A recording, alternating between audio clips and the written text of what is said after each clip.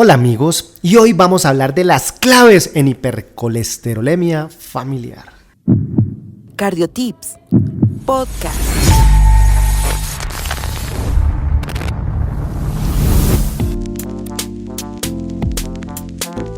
Hoy para este podcast número 49 traemos un tema fenomenal y es la hipercolesterolemia familiar. Nos basamos para esta revisión en un artículo del 2021 de Jack, donde hablan muy bonito de este tema. La hipercolesterolemia familiar es una condición genética que ocasiona niveles en sangre elevados de colesterol LDL desde el nacimiento. El aumento de esta exposición acumulada durante toda la vida del colesterol LDL aumenta el riesgo cardiovascular, aterosclerótico y de eventos cardiovasculares prematuros. Obviamente, si tenemos niveles muy altos, van a irse depositando gradualmente a nivel del endotelio y van a generar placas ateroscleróticas a nivel distal, a nivel aórtico, a nivel coronario, a nivel cerebrovascular, que pueden en un momento dado ser la primera manifestación de una hipercolesterolemia familiar en el evento de un evento cardiovascular mayor. Se transmite de forma autosómica dominante, ocasionando variantes patogénicas en uno o más genes responsables del metabolismo del colesterol LDL. El gen más afectado, y esto es pregunta de examen, en más del 90% de los casos es la mutación del receptor LDL o, entre paréntesis, LDLR, seguido por la mutación del gen de apolipoproteína B, que es aproximadamente en el 5% de los casos, y en una menor proporción la mutación del receptor PCSK9, en menos del 1%. Hay otros genes de mucha menor relevancia, pero estos son los tres fundamentales. Ahora, la terapia fundamental actual incluye estatinas, combinación con ezetimibe y los anticuerpos monoclonales dirigidos a ese receptor PCSK9, los cuales en conjunto disminuyen en el colesterol LDL en más del 80% de los casos. Ahora, podemos identificar o dejar 5 puntos claves para esta patología. 1. La hipercolesterolemia heterozigota. Cuando hablamos de hipercolesterolemia heterozigota es que el papá o la mamá tienen esa mutación y de ahí viene la probabilidad de que alguno de sus hijos tenga esta misma mutación. Para este caso de hipercolesterolemia familiar heterozigota vemos que 1 de cada 17 pacientes que han presentado un evento cardiovascular mayor tienen esta entidad. Yo aquí tengo que decirlo en lo personal y como cardiólogo que muchos años de mi práctica clínica he visto más de 20 o 30 pacientes al día y ahí he tenido 1 o 2 pacientes con hipercolesterolemia familiar heterozigota y no se me había ocurrido sospecharla, solicitar los genes y sobre todo porque si diagnosticamos estos casos podemos impactar en un segundo evento cardiovascular. Ahora, en este primer punto también debemos hablar de la hipercolesterolemia familiar homozigota. Es extremadamente raro, 1 de cada 300,000 personas tienen esta mutación y es porque el papá y la mamá tienen esa mutación.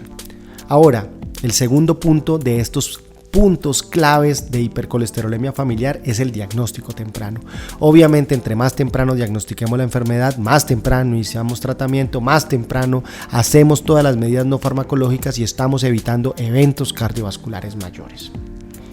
En el tercer punto, la terapia combinada es el pilar fundamental de la hipercolesterolemia heterozigota, con el objetivo de reducir la exposición acumulada al colesterol LDL, siendo el PCSK9 el principal objetivo, es el principal target.